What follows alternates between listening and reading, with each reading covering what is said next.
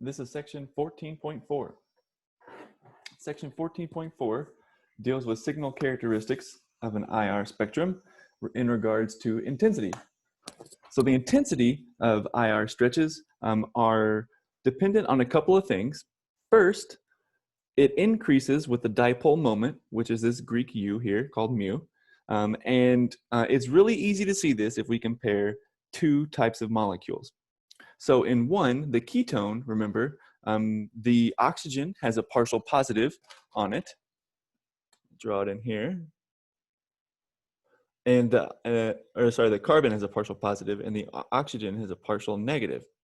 Whereas in this alkene, there's almost no dipole moment. Perhaps there's a small dipole in this carbon-carbon double bond, but it's very small. I mean, typically the dipoles here come from the CH bonds all around, but since there are 3 on this side and 2 on this side, it could be that there is a small dipole moment kind of going that way across the molecule. But the dipole in this acetone is much stronger than in this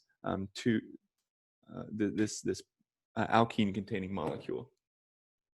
So if we compare the dipole moment with time, with vibration time, meaning we let both of these molecules vibrate symmetrically, stretch along that axis, and this one too, and what we see is the dipole moment for the ketone changes a lot as the vibration happens.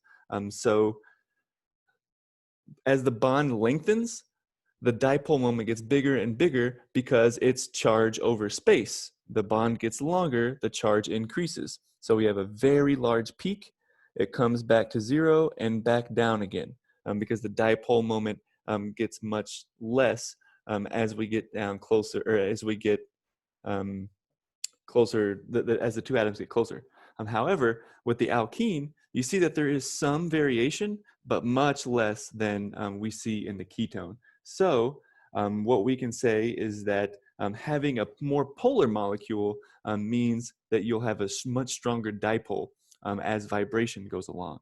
And why this is important is because those vibrating dipoles act as a type of antenna for IR radiation, meaning that they pick up IR radiation much stronger.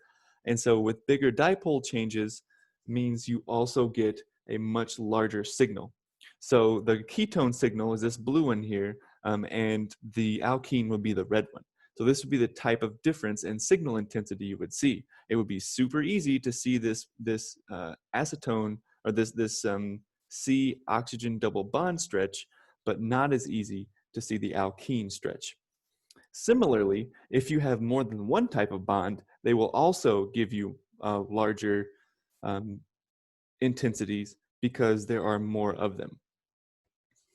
This was section 14.4.